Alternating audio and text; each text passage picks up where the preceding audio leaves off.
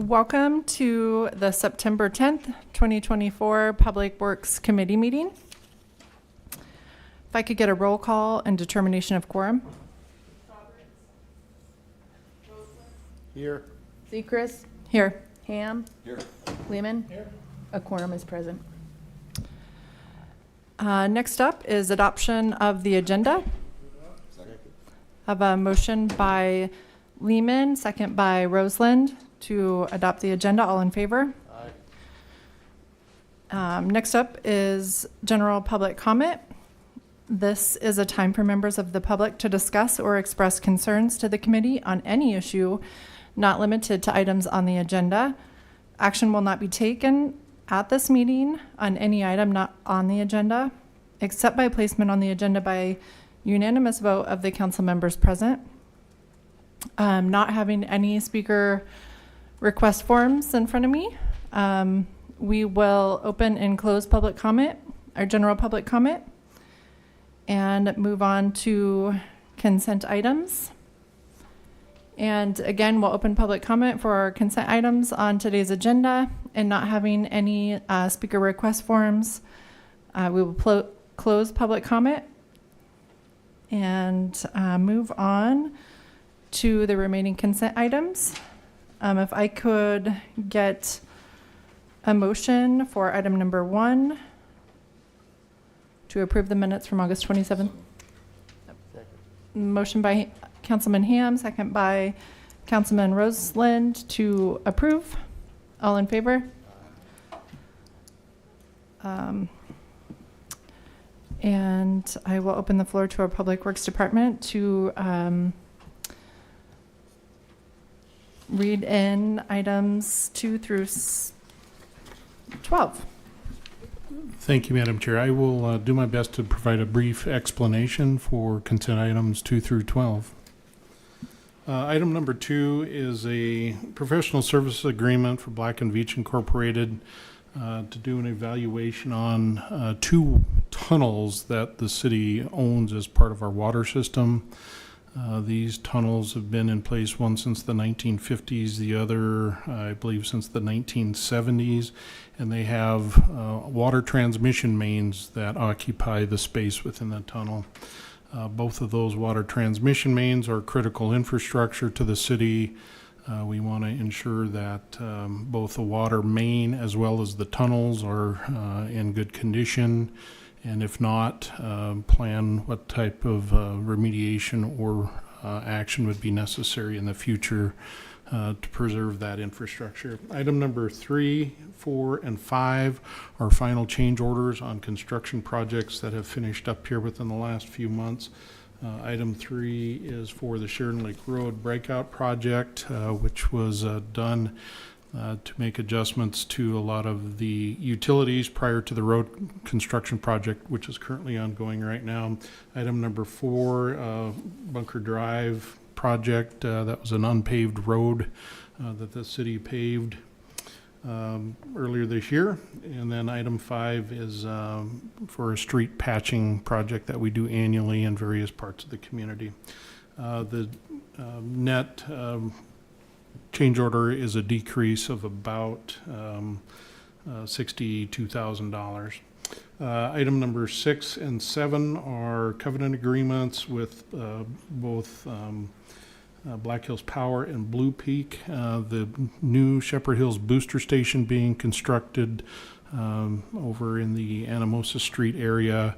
There were some existing major private utilities that were on the lot that will be occupied by the booster station.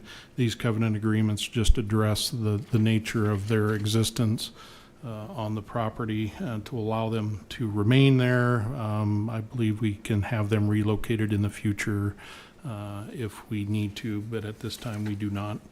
Item number 8 is an amendment to a professional service agreement. The Ellsworth Air Force Base meter facility, as you're aware of, had a catastrophic failure. I think it's been about 2 years now. We bid the project once. It came in way over estimated cost. This amendment covers the work done by the consultant to redo completely the facility and get it to bid. We anticipate the bids will come in at a much more attractive amount with this redo, and then looking forward to getting that project back online here in the near future. Item number 9 is advertised bids for Canyon Lake project. We've done a study in the Canyon Lake area to address a lot of the drainage issues, primarily in poor street condition. This is a project that will reconstruct portions of 3 streets, 7th Avenue, Minnetonka Drive, and Cottonwood Street, like I said, with the primary function of improved drainage. Item number 10 is a project that the Public Works Department has worked closely with the Parks Department on to pave a couple of parking lots. I believe one is in Robbinsdale, and the other is what's called Oak Valley Park, which I believe is in the vicinity of Dan Christie Lane over off Catron Boulevard. So any way we can help our Parks Department, we try to, and they're a great partner with us, and so it's a good opportunity to do some in-house work together and get this project to bid. Item number 11 is a risk and resiliency assessment and emergency response plan. This is for our water division. We are required through, I think it's federal policy, to have this resiliency plan. It's a 5-year plan. We've been through a 5-year process, and now it's time to update that and redo that. So that is what this RFP will be, is to seek proposals to get a consultant to redo the risk and resiliency plan. And then finally, item number 12 is a sidewalk variance request. I believe it's for the new county building out along Concourse Drive. There is a significant drainage element that runs right behind the back of the curb, so there is no place to put sidewalk. Therefore, staff is recommending approval of this sidewalk variance. And with that, I'll stand for any questions. Thank you, Director Tech. I appreciate that. Would anyone like to pull item for discussion? 1 through 7?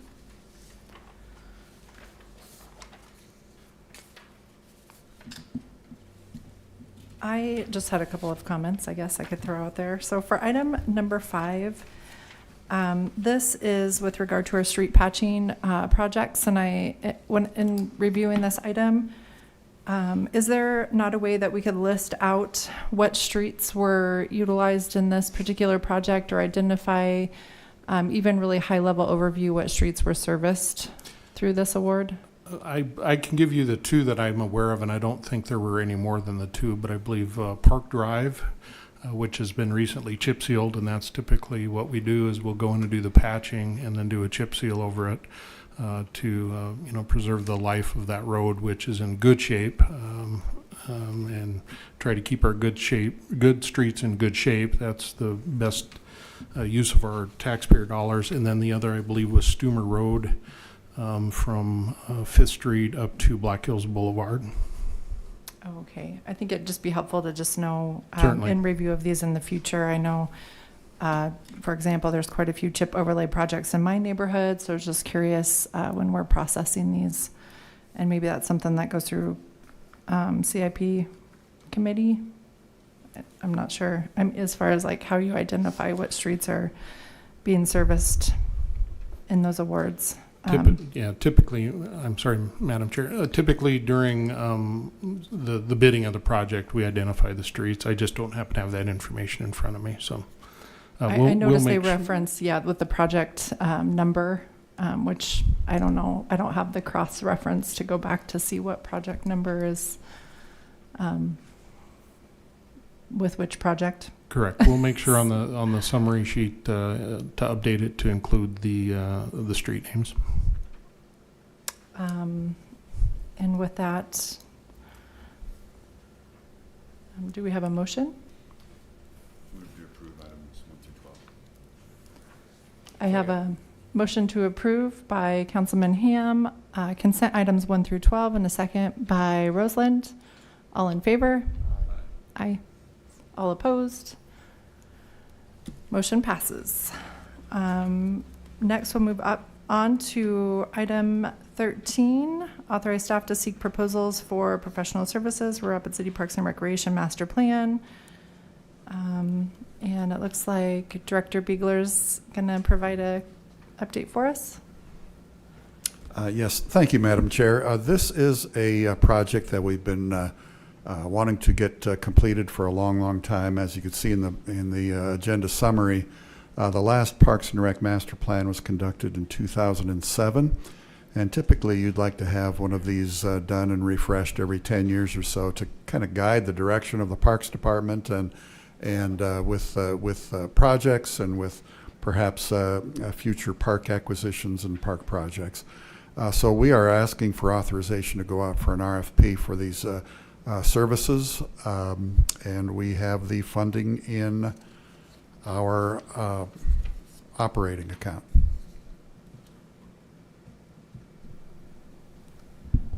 If I may, Director Beegler, so I did read in the agenda item that Parks and Recreation did their own internal assessment this last time. Was it 2007 was the last assessment that was done for our Parks and Recreation Master Plan.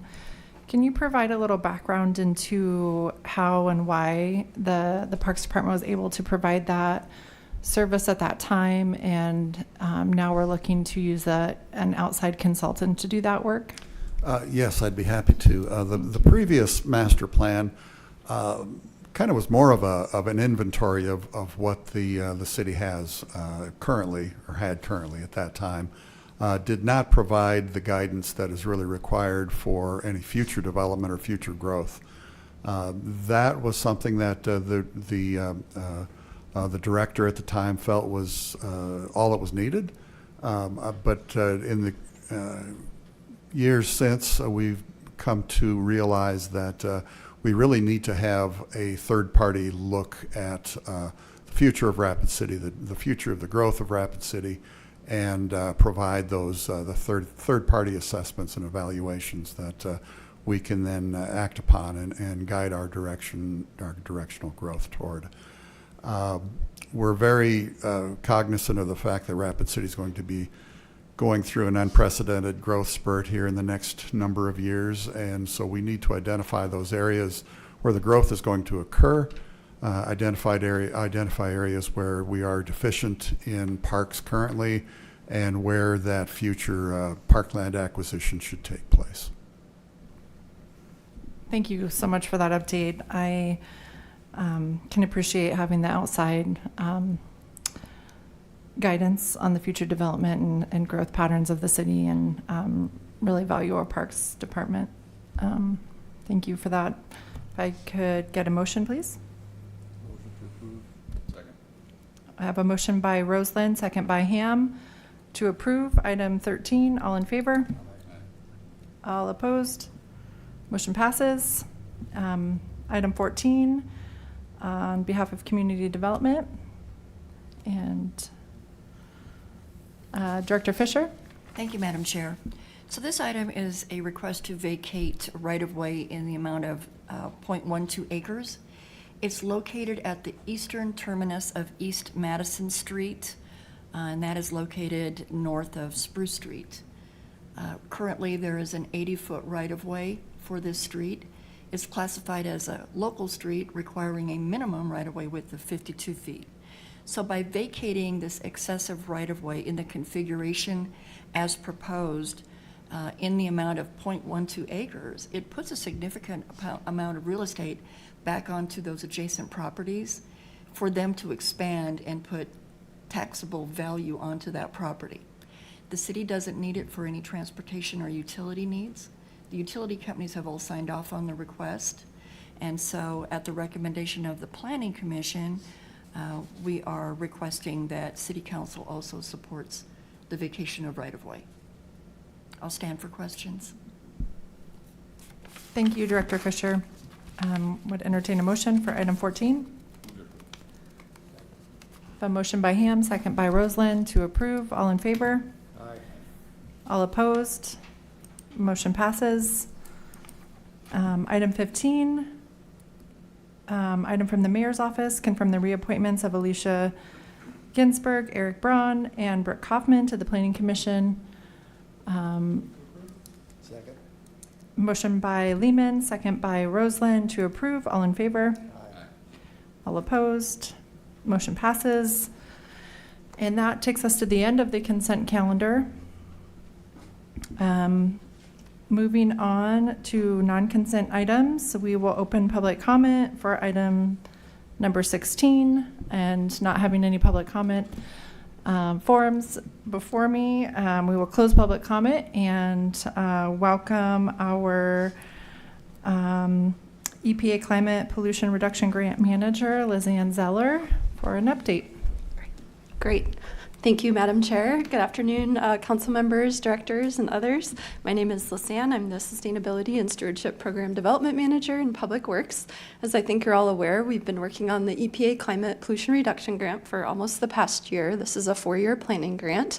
And we thought it was very timely to show up here and give you all a presentation today, as well as a presentation at Legal and Finance tomorrow. We do have some consultants in town that are supporting us on this project. So Chris and Soraya behind me with SSG Sustainability Solutions Group, and then Travis and Robin with Vireo back here.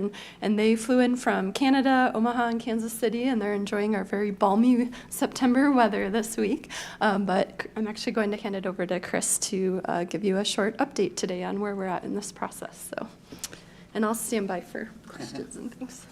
Thanks, Lisanne. Thanks, Madam Chair. Thanks, council members. I'm not sure what you guys can see. I'm assuming you can see Yep. what I can see. So just a quick kind of presentation, you guys, to give, like Lisanne said, to give you an update on what we're doing. So talking about the comprehensive climate action plan that we're doing, touch base on the inventory that has been completed in the preliminary projections that we've made to present to the task force that we'll be meeting with this afternoon and tomorrow morning, to get input into that, and then talk about kind of funding opportunities, because it's not just kind of an action plan, but there's also an economic opportunity we feel for this area that we'll be exploring.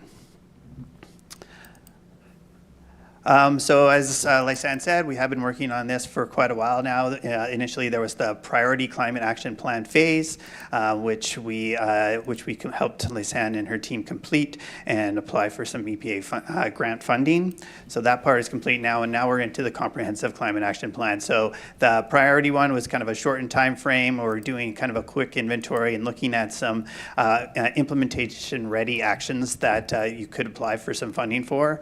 And now where this is a longer-term plan or a longer-term phase of the plan, where we're doing more in-depth look and collecting more in-depth data sources to be able to get a better sense of the emissions inventory, and then looking at more comprehensive modeling and actions to achieve the long-term goals of the I-90 corridor, which is looking at from Spearfish all the way down the corridor to Rapid City and Box Elder. And here's the map that of the area that we'll be including as part of this process. So all of the activity that's within this boundary we'll be including to look at kind of energy consumption and the emissions generated from that activity. So I guess just a timeline. So as we said, the PCAP has been completed now, and we're kind of at the reference scenario of the CCAP phase. So we've done the data collection. Well, everything we've done for the PCAP has fed into this process. So a lot of that work is being reused and built upon, where we've done more detailed data collection, some model calibration to kind of tune the model to the location that we're looking at to represent the activities here as best as we can. And now we're in the kind of the reference scenario, which we'll be presenting to the task force to this afternoon and tomorrow to kind of inform them where we're at and look at coming up with ideas and action for the various actions to address those emissions. So the engagement strategy, phase one, is really understanding the emissions, where we are, and the climate. So lots of grassroots relationship building, outreach engagement. So we did There was a pop-up at the library this morning that was really well received. Task force workshop, like I said, which will be happening today and tomorrow. Presentation to you all to give you an update on where things are and what's happening. And then we'll be doing some also interviews with various actors within the communities to get a sense of how they see themselves playing in this plan. Phase 2, which will be happening in the winter of 2025. Again, another task force meeting to update them on the work and the information that we've received from them from this visit, and how we've interpreted that and informed it in the plan, and then looking at kind of what implementation actions and how that can be implemented within the community. Again, we hope to give you guys another update to give you a sense of where we're at. There'll be some focus groups that we'll be looking at to explore the actions that have come out of the workshops that we'll be doing this week, and then a public open house as well. And then finally in phase 3, which will be happening in the spring and summer of next year, where we have the final draft plan. We want to be presenting that back to the community, make sure that we didn't miss anything or we didn't misunderstand any of the feedback that we got from the community, and try and get some, people excited about the plan that's been created, and hopefully, being meaningful to the communities that they're living in. So out of this plan, some of the things that we'll be looking at is, looking at renewable energy sources. I know there's like wind and solar on there, but, geothermal is also a big one. Definitely with the mining community around here, there's definitely opportunities for economic development of kind of geothermal options. Looking at retrofitting existing buildings. Older buildings use energy inefficiently. There's what are some of the ways that we can explore to reduce that energy consumption? There's emissions-free vehicle options. Those are all electric up there, but they're not just, there doesn't just have to be electric vehicles. Fuel switching to lower sources of GHG emitting fuels, increasing active transit and transportation uses. So, creating a community that's more walkable and accessible to all people, not just by people that can drive. What are new building construction looking like, and looking at different opportunities for industry to reduce their energy consumption and their footprints. So this is where we're at right now across the I-90 corridor. This is the GHG emissions by fuel, actually. Sorry about the name up there, that's my bad. But you can see electricity is one of the bigger sources of emissions, mainly because the grid that's connected to this area does have some coal still left in it. So reducing the amount of coal that's used to generate electricity would be a large or a big step that the area could take to reduce that. The next biggest one is industrial processes. So these are emissions not necessarily from the burning of energy or the use of energy, but these are emissions that come from the processing, the process itself. One big example is from the cement industry. Processing the limestone reduces actually a lot of CO2. So there's some opportunities there for either capturing those emissions or using different processes for reducing those emissions from that process. Mobile emissions, as it suggests, are coming from driving around and burning gasoline and diesel. And stationary combustions represent mainly natural gas, but it can be propane or other fuels used for buildings and heating or cooling. And then the smaller ones, you have the solid waste and wastewater treatment amounts. And this is how it looks like by fuel and by sector. So you can see industrial is the biggest one. Just cement. Unfortunately, cement manufacturing does release a lot of CO2 when you're processing the limestone. There's also I think another facility. I can't remember. There's another kind of mine processing facility in the town. I can't remember the name of it. It starts with a P, but you're probably familiar with it anyway. So that's the biggest one, and then the next one you can see is transportation, and then commercial and residential energy, with again electricity being a large source of those emissions because of the source of the electricity that is coming from the grid. So working together with electricity producers in this area is going to be a big part of this plan. So the business as usual projection is a projection of where we're at right now starting in 2021, because that was the base year we used to start from, as is a good data set year, and then projecting that forward based on population and employment growth.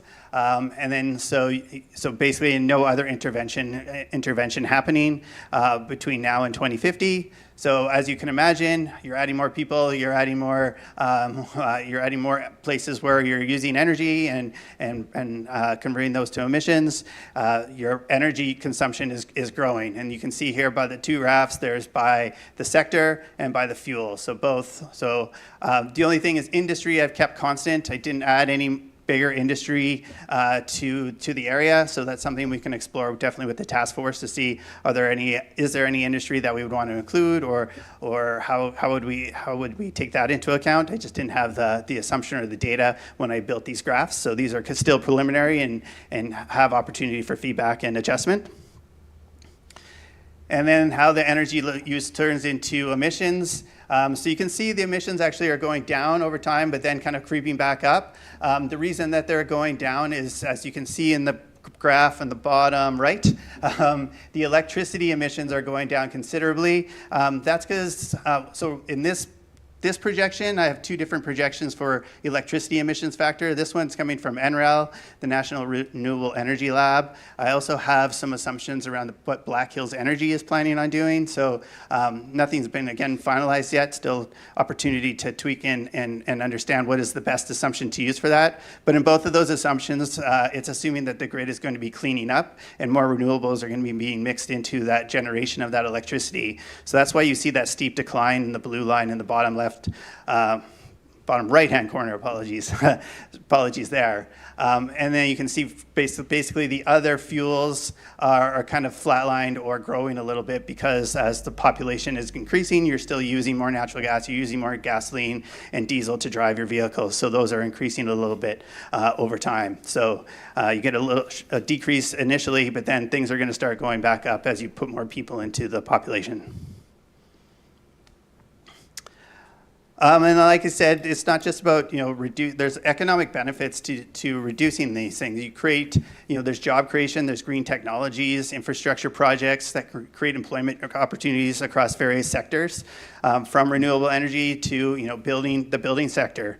Energy savings, so improves energy efficiency and transitioning to renewable energy sources, reduces energy costs for households and businesses over time. So there is definitely upfront investment in that, whether that's done by the business owner or the household, or whether other agencies can come in and provide that funding. But over time, the energy costs or the burden to those individuals can be decreased over time by using less energy or using energy more efficiently.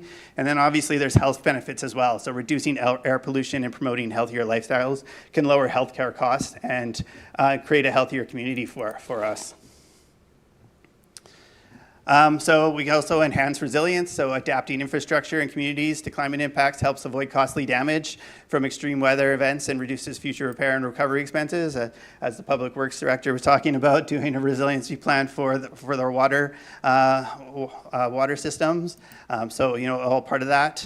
You can increase your property values, so properties in well-planned and community resilient areas may see increased values due to lower risks and improved living conditions. So creating spaces that people want to live in, obviously draws people to those spaces. There's long-term economic stability, so mitigation and adaptation efforts can protect economies from the volatility of climate-related disruptions, providing a more stable economic environment for investment for those areas. And then finally, really quickly, so there are lots of funding opportunities out there that we are aware of, and we can work with Lisanne and her team to tap into these if so desired. But the two big ones are the Inflation Reduction Act, which you're probably familiar with, and the Infrastructure Investment and Jobs Act. So quite a lot of money out there available to help communities like yourselves and the corridor transition to some of these actions that we'll be looking at, that the workshop or that the task force is going to propose or help us craft and propose. and then just showing kind of different dollars and ways that those dollars can be allocated or have been allocated going forward. So looking at energy supply, clean manufacturing, housing, and commercial buildings. So lots of opportunities for communities to tap into these funds to help this transition go a little bit smoother. So that was the 5,000 view look of what we're doing and how we're helping Lysanne. We definitely have a lot more information available for any follow-up questions that you might have that we could pass along to you all. But I'll stop now and open the floor to questions. Thank you for the update. We appreciate that. And we'll open any comments from council. I have Pat Roseland. Thank you for the presentation. I appreciate you guys coming from all over the United States to come here and see us and visit with us. I know Lysanne's been very busy and working on this project and doing a very good job, very wise in what she's doing. And so I appreciate everybody here concerned about what's going on with all of our trying to save lives and save money and save basically our resources for their future. So this is another 2-3 years in this project, and I really see a lot of good things coming out of it. So I appreciate Lysanne and all of you being here. Thank you.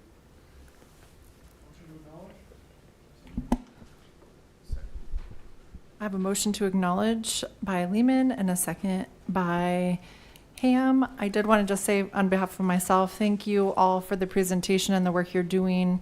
I do think this is incredibly important to have the information to be able to make informed decisions as a community. I know there's maybe other opportunities that we as a city might be able to dive into as well as a result of some of your findings. So just on behalf of myself and our fellow council member, thank you. Thank you to the task force who's putting the effort into this as well. This is really a community initiative, a regional area initiative, and so we look forward to your outcomes. And I will move to acknowledge all in, Public Works Director Dale Tech. My apologies, Madam Chair. I was going to give you some follow-up information on item 5, so if you want to take care of this item first, that'd be great. Oh, okay. I think we're ready to acknowledge. We had a motion by Lehman, second by Ham. All in favor? Aye. All opposed? Motion passes. And we will go back to Director Tech on item 5. Thank you, Madam Chair. You had asked about the streets that were impacted by the final change order. Alta Vista Drive, City View Drive, Anna Maria Drive, Teresita Drive, Texas Street, La Selva Drive, Sarita Street, Sonora Drive, Alta Vista Court, St. Anne Street, East St. Francis Street, and Reno Place. The bulk of those roads are in wards 1 and 2. When this item came before you, I believe it was May this year, this list as well as a map were attached. We'll make sure that we add this list and the map to this item for Monday night. Thank you, Director Tech. I had imagined it was quite a list of projects, but if we could even just link back to the original agenda item, not to create a lot of additional work, would be helpful, just so that we could tie back to placement and where this to categorize the use of funds would be helpful. Thank you. I appreciate the follow-up. And with that, I'll motion to adjourn by Lehman, second by Ham. All in favor? Aye. All opposed? This meeting is adjourned. Thank you.